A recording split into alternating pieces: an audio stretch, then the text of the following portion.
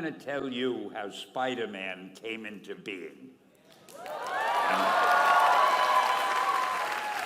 It's a true story, although sometimes it's hard even for me to believe it.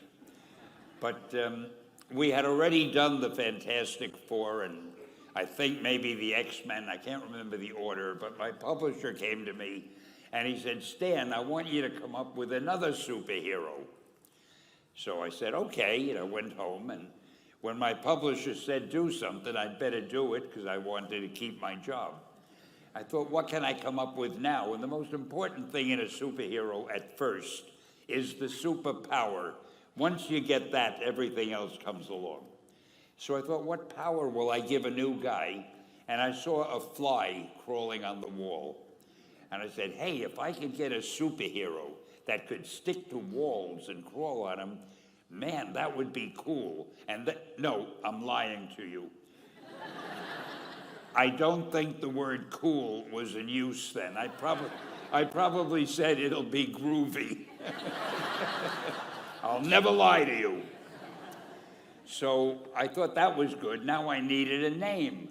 So I said, well, let's see, Fly Man, Mosquito Man. I got down to Spider-Man. Spider-Man. It just sounded dramatic. So, okay, I had my hero. I had his power, his name. And then I figured, just for fun, I'm going to give him personal problems. Because except for you people that your lives are perfect, but most other people have personal problems. And then I thought I'd make him a teenager, because there were no teenage superheroes that I knew of at the time. So armed with all that wonderful material, those great ideas, I ran into my publisher's office and I told him. This was my reaction, the reaction he gave me. Stan, that is the worst idea I have ever heard. First of all, and he started to give me because he's a very logical man, very intellectual. First of all, people hate spiders, so you can't call a hero Spider-Man. You want him to be a teenager? Teenagers can only be sidekicks. And you want him to have personal problems? Stan, don't you know what a superhero is? They don't have personal problems.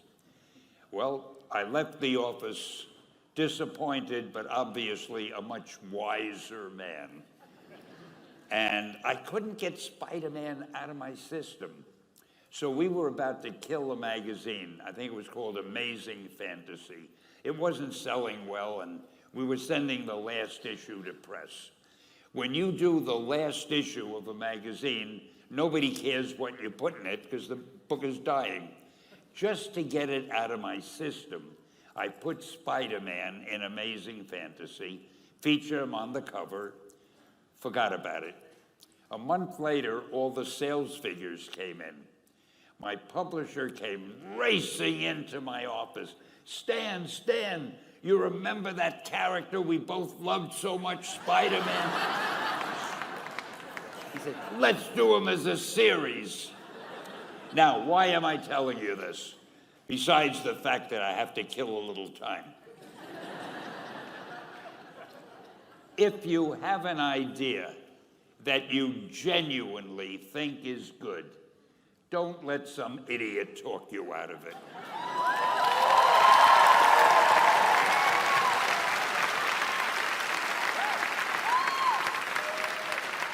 Now, that doesn't mean that every wild notion you come up with is going to be genius, but if there is something that you feel is good, something you want to do, something that means something to you, try to do it.